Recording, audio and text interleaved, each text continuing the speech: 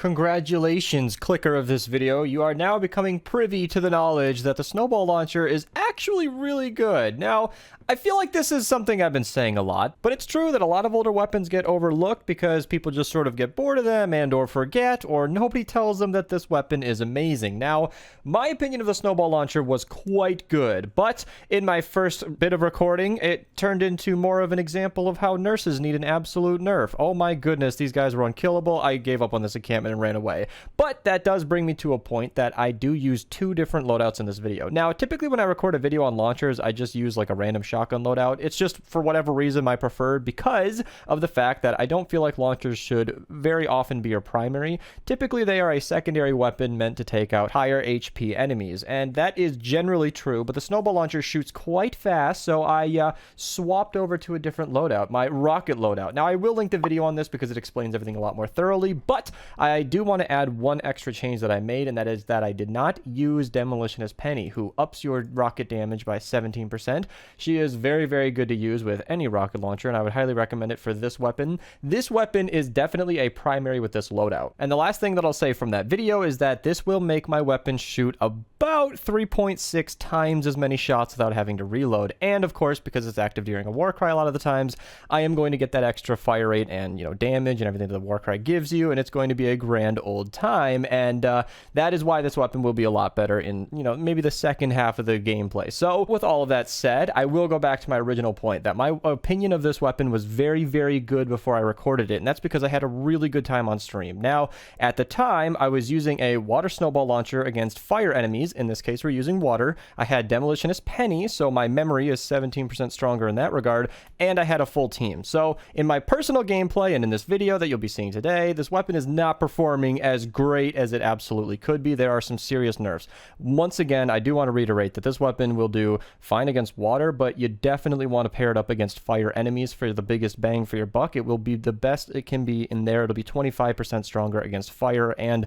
normal, non-elemental enemies. And of course, Demolitionist Penny. So with all that said, this weapon is still quite good. I might have remembered it a lot stronger than it performed, but if you have never messed around with a snowball launcher, then I highly recommend it, and honestly, with this loadout, it really makes it a primary weapon. Without Star Spangled Headhunter and 8-bit demo just multiplying the amount of ammo you can spend without actually having to use rocket ammo, which is expensive, this weapon, like any launcher, would struggle as a primary, but it'll still just, giggle while you shoot it. I actually turned off the music so we could get some more audio. I do this in videos where the audio is relevant, and this weapon is just a sheer joy to use. It's so fun to hear it giggle every single time you shoot it, and honestly, I was concerned when people wanted me to make a video on this weapon because I wasn't actually sure how I was going to show gameplay with all of the smoke. Yes, that does make this weapon legitimately hard to use, so much so that I feel worth it in mentioning it here, but if you aim for the health bars and kind of, approximate where the snowball is going to land, you're pretty much going to be fine.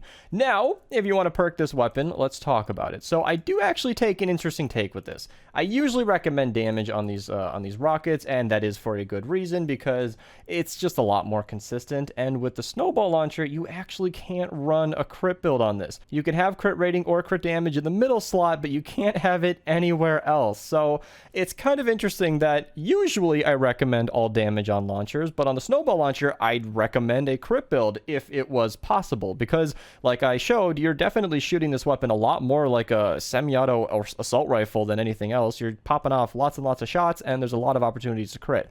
However, you might be noticing the numbers on the side here. With double damage, we are hitting for over 100,000 per shot, which is how much damage it would do against a fire or neutral enemy. Against a water enemy, that's going to be closer to like 80,000 damage, because you're going to take about 25% off the top. So that is something that you have to realize. And of course, I recommend a reload perk on this. Now, the element is kind of tricky. Like I said, it is best against fire enemies because water is pretty much the only way you're going to want to run this. It is a snowball launcher, so it's not really possible to shoot anything other than frozen water out of this thing. So I don't really see any other way to do it than water. As for this fifth perk, the damage to slowed and snared depends on your sixth perk. So for the top three, definitely reload double damage. That is going to be kind of the best bang for your buck. You can go triple reload or even a mag size perk on this just to get it shooting for a lot longer. And with the specific loadout that I'm using today, a mag size perk seriously would go a very, very long way in preventing you from having to reload. In fact, if you are crutching solely on the Warcry, mag size double damage would actually not be that bad. It would keep you shooting for potentially long enough to wear out throughout the entirety of the war cry.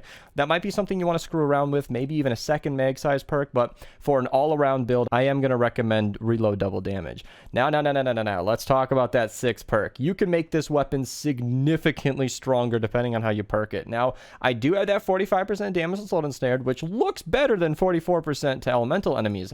But you got to remember that that first hit against an enemy isn't going to do any extra damage. It's just going to be the normal amount of damage. I explain this a lot in my videos, but that second damage is going to do the 45% bonus. And then the third hit, and then the fourth, and most enemies are dead in the first 2 shots. I was recording in a healing death burst zone, so enemies are healing each other constantly. This is not the best representation of this weapon.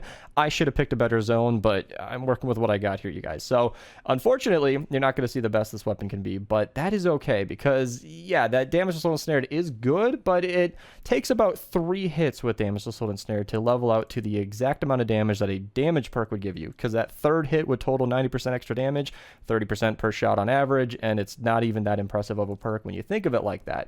With the 44% damage against fire enemies, it's just useless against the mission that I was using, so it would have done nothing. But if you do what I said and use this weapon only in fire zones, which are rare at the time of recording, but perhaps in the future there's an opportunity where this weapon is more viable in those situations, then yeah, that 44% is going to go a long way. Now, it's not going to help against, zappy faces or takers. It's not going to help against any smasher that's not fire, but that 44% might be a very, very good way to go if you're specifically using this weapon in specific zones. Then the other one is stunning or knocking back an enemy with this weapon, which will happen a lot, by the way. Will freeze enemies in place, and that is a really, really interesting perk. I was told that this was quite underwhelming, but I've also heard that people used a core reperk for this and were not let down. So I'm not 100% sure how this functions exactly, meaning I don't have a copy of it and I haven't tested it, and I'm not even certain that it's worth pulling out, getting somebody to hook me up with it, because you basically just need to know that enemies will freeze around you, which can help if you're in a combat situation so that they're not always coming at you, but I have not found that to be extremely necessary. It doesn't even work on mist monsters or bosses, and it does not really, I don't know. I don't feel like that would really help as much as just an extra damage perk. Like, they can't run at you if they're dead, and killing enemies in a large crowd without healing death burst is very, very easy. So I'm not sure exactly if that perk is going to be hugely useful, but some of you might find an interest in that, and core reperk is becoming more and more plentiful as more and more venture seasons come out, and as of recording this, quite recently, it is Wednesday, isn't it? No, it's Thursday now. Oh my goodness, where did my days go?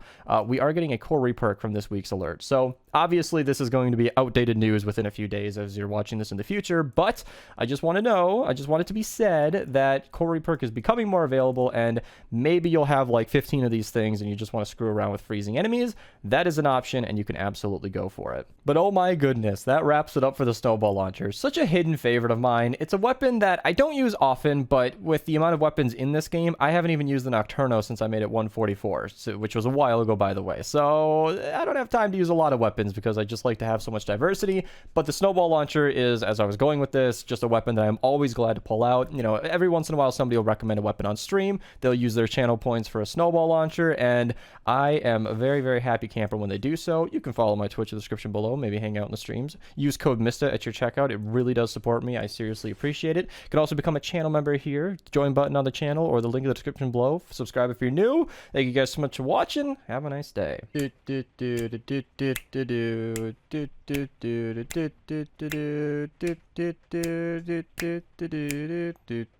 And then